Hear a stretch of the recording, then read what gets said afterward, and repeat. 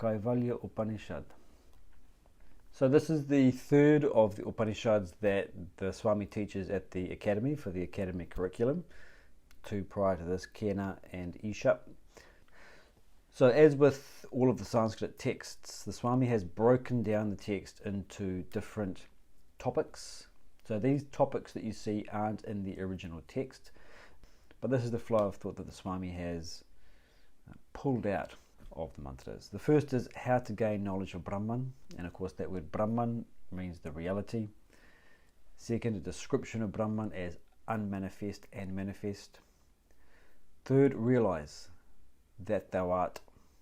4, I am Brahman. And then 5, aids to realization. Okay, mantra 1.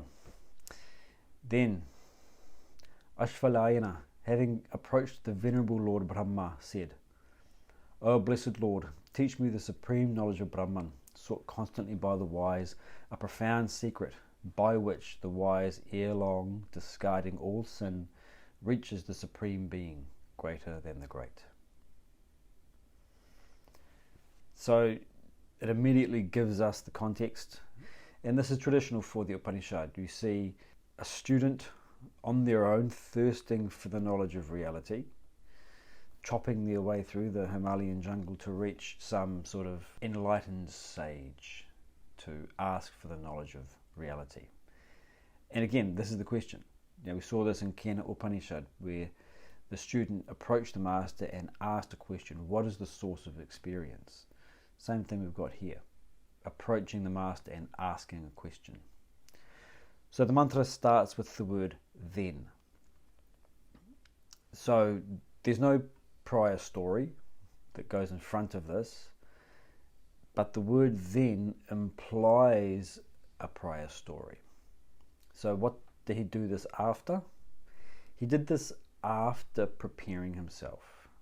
So the word then indicates Ashvalayana's initial preparation to get to that point.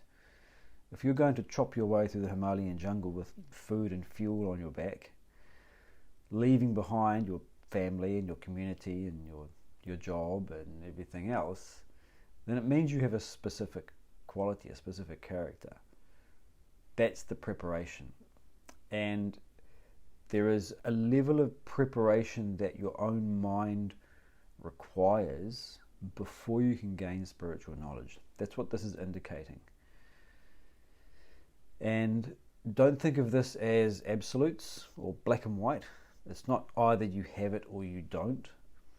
Think of it more in terms of the degree to which. So we already, all of us, have these qualities that we're about to go through. The point is, to what degree do we have them? And the more we have them, the more we have fertile ground for the knowledge of self to take root. So the qualities traditionally are discrimination, detachment, the sixfold wealth, and the desire for liberation. So this is the preparation that we can continuously be doing. At what point will we have these qualities? At what point will we be ready to receive spiritual knowledge? There is no point. You're ready now, to your own level. Keep turning over that soil. Keep developing these qualities, and there's deeper and deeper layers that are perceived. So the first is discrimination. Discrimination between the real and the unreal. So when we use these words real and unreal, what do we tend to mean by this? What is real? What is unreal? When we have experiences, we want something that we can hold on to. Something real, something unchanging. And that's ultimately what we're searching for in all of our experiences. And so when we talk about real and unreal, we can look at it from the perspective of the absolute. So the real refers to that which persists in all periods of time. In the past, exists here in the present, will exist in the future. It has no precursor. It doesn't depend upon anything else for its existence. I always ask the question, what is real love? Because it's an easy question for people to answer. Real love is that love which is unconditional, unchanging. It does not depend upon something for its existence. Anything which doesn't fit that category, unreal. So that's from the absolute perspective. And from that perspective, there's nothing that you can point at that fits into the real. Your body, not real. Your thoughts, your emotions, not real.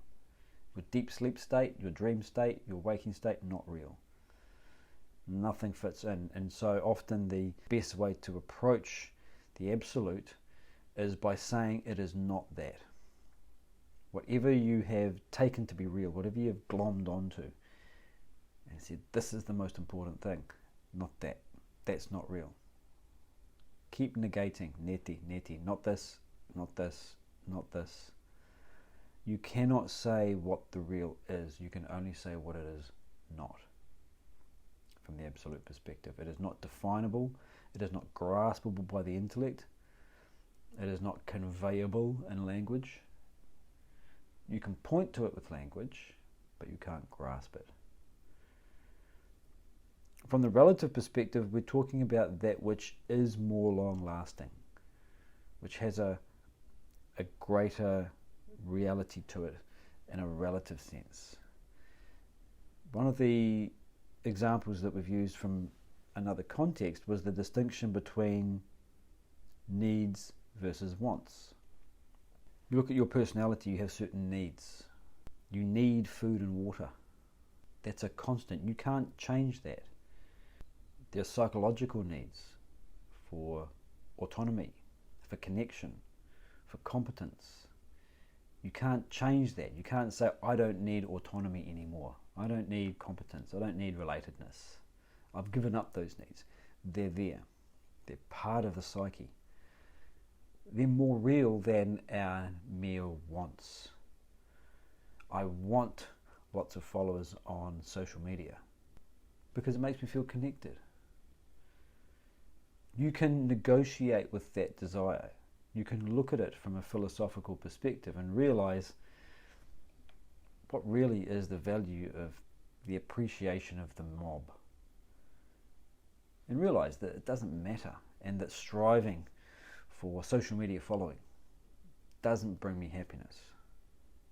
What's happened? Your relationship with that want has changed. It's not fixed. So your needs are more real than your wants. Discriminate between these two. And in fact, the context in which we made that discussion last time was within a relationship. With a relationship, you'll have certain things that you need. They're not negotiable. Not because you've taken a rigid egoistic stance. There's nothing you can do about it at this point. Versus your wants. Discriminate. Make sure you know. If you're asking for something, is this because I need it? Or is this because the ego wants it? It's an important discrimination to make. So that you can practice the second of these qualities, detachment. The moment you say, look, this is something that the ego wants, but it's not really a need, your relationship with it shifts so that you loosen your grip on it, or perhaps more correctly, it loosens its grip on you. You're able to be objective to it. That is to say, you can detach from it. Whereas previously, you were all about that thing. I want that. I've got to have it. You're rushing towards it. Now, you can say, look, it's a want. It's a nice to have, but it's not necessary. So maybe I won't invest so much of myself, so much of my personality and my life into that. You have detached. That comes from discrimination. Next is the sixfold wealth. So there's 6 more qualities. Calmness, self-control, self-withdrawal, endurance, faith, and tranquility. Calmness of mind, so that the mind is not agitated and jumping everywhere. Self-control, the ability to say no thank you to what your own intellect recognizes you don't need. Self-withdrawal is that natural sense of withdrawing into yourself, not as a means of escaping, but because you've recognized that that's the native home of calmness. Rather than running out into the external world, connecting with sense objects with the fond hope that this will bring me stability. You've recognized there's some kind of diminishing returns to that, or it's ultimately a failing enterprise. It doesn't have any value. It's come from your discrimination, it's come from your detachment, and so naturally you reside more within. Endurance, the capacity to put up with difficulties. Faith in the unborn future. And tranquility. Tranquility is related to calmness, but the way that I've seen it described is more along the lines of being able to maintain a consistent focus of attention on the higher. When we do that, the mind naturally calms down to the tranquility that comes from that concentration. And finally, the desire for liberation. So, through discrimination, through detachment, through having the sixfold wealth, which is ultimately a calm mind, there is a desire for the liberation from terrestrial attachments. There's a recognition that whatever I pursue in the external world, the terrestrial world, it has joy associated with it. Sometimes it's part of my obligation, but it's not going to ultimately lead me to the kind of freedom that I want. And when that recognition takes hold, then there is a desire for liberation from the entire terrestrial experience. Again, it's not an escape in an unhealthy, egoistic sense.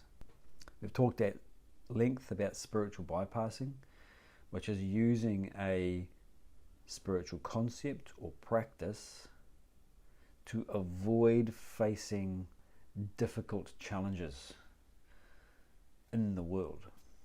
So it's difficult to run your life in the world. There's social connections you have to make. You have to maintain your family associations. You have to educate yourself and get a job. Draw wealth out of the world and look after yourself. Find a partner. Maybe have a family. Think about your legacy. Make sure your taxes are paid on time, etc. There's a whole lot of things you've got to do in the terrestrial world. Oh, too hard. I know. I'll go to India. I'll go live in an ashram. Why? Because I just want to get out of this terrestrial limitation. Okay. So what's happening there is that the spiritual idea of desire for liberation is being used as a way of not overcoming your challenges, not growing into a more mature personality so you can handle those things. Instead, we make ourselves believe something that's not true. Spiritual bypassing is not necessarily lying, in the sense that the person going through that experience of spiritual bypassing may actually believe, I don't have a desire for anything in this world.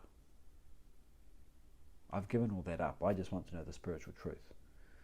Why? Because living as an adult is too hard. Go through it. See the value of it. Enjoy it. And then give it up. Give up when you know the joy of partnership and family life. When you know the joy of being able to gain success and material wealth in the world, etc. Then give it up. When you know the good side of it and the bad side of it. And you can see that the whole thing is wanting genuinely, rather than escaping. So we've got Ashvalayana seeking self-knowledge from the enlightened sage, who in this particular case is Lord Brahma. So Brahma, not to be confused with Brahman, is the mythological creator of the universe. One of the three gods of the Hindu Trinity, along with Vishnu, the maintainer, and Shiva, the destroyer. So why is he seeking self-knowledge? So this refers back to the title of this Upanishad. The word Kaivalya means absolute unity. When you are with your loved ones, there's unity there. There's a sense of oneness at a party together. social event, you feel all together we are one. There's a unity. That's not absolute, because it's just me and my family. What about the neighbours? What about the people I don't know? What about all living creatures and so forth? Absolute unity is to become one with everything. It's perfect isolation. So the word isolation often has this negative connotation of cut off from everything. You are taking that idea of isolation and extending it out to infinity, and when you do that, you become one with the totality. So it's a detachment of the ego. That's the freedom that we were talking about. The ego is attached to certain parts of the world. Without that, I don't feel whole, I don't feel complete, I don't feel stable. When that relationship changes or gets threatened, then my wholeness, my completeness, my stability gets threatened.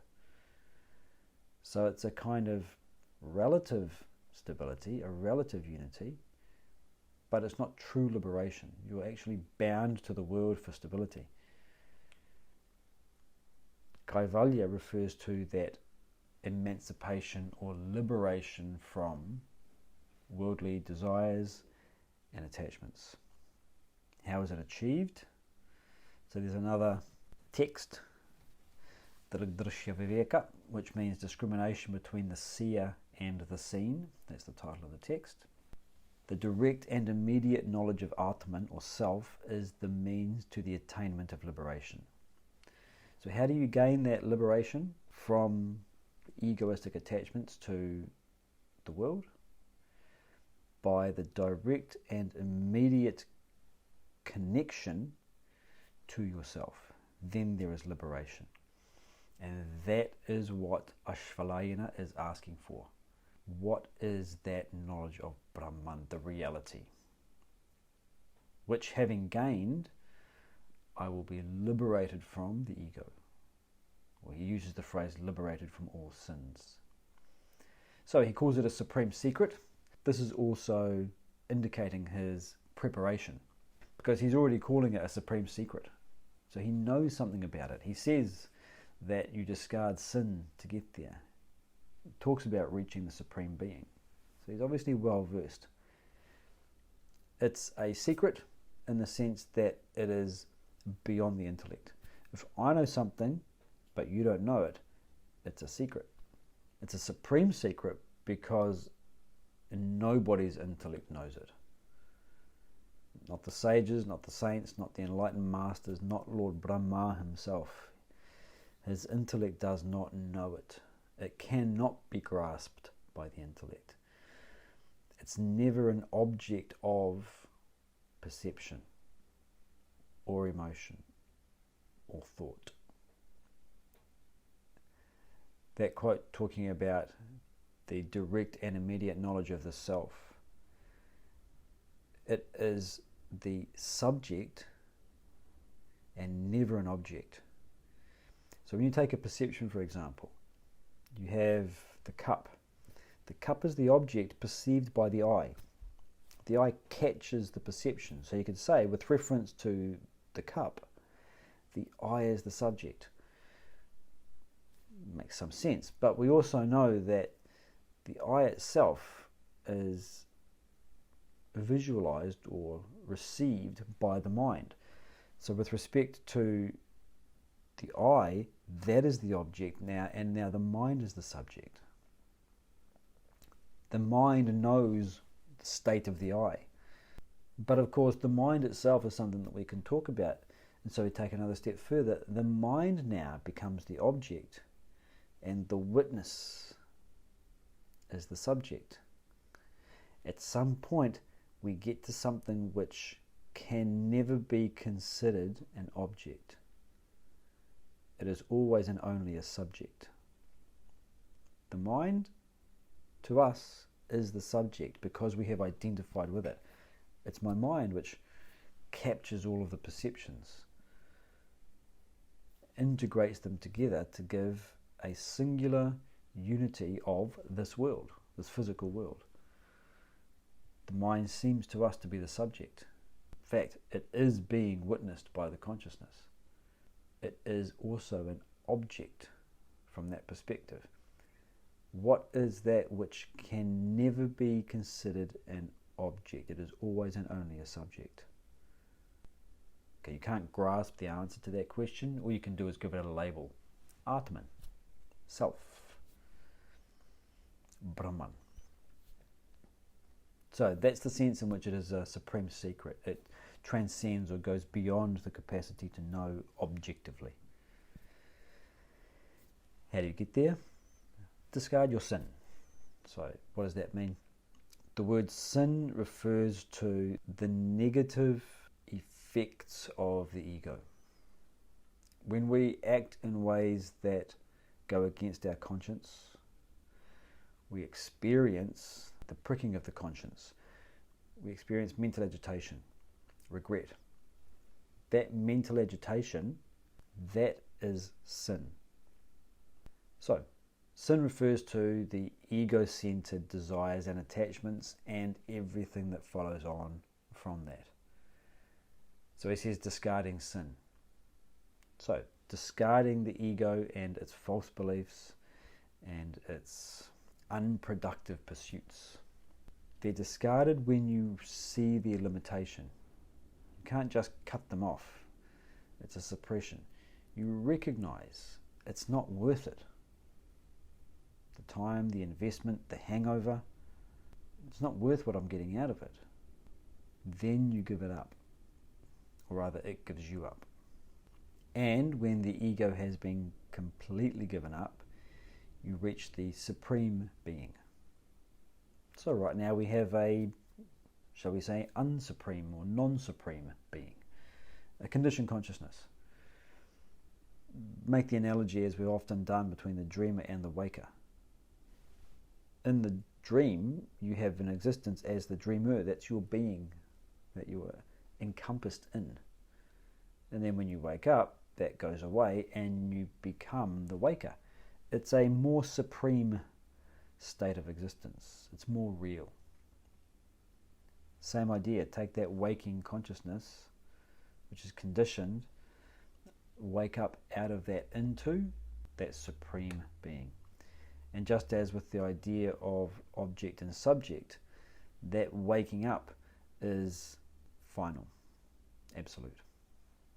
Then Ashvalayana, having approached the venerable Lord Brahma, said, O blessed Lord, teach me the supreme knowledge of Brahman, sought constantly by the wise, a profound secret by which the wise, ere long, discarding all sin, reaches the supreme being, greater than the great.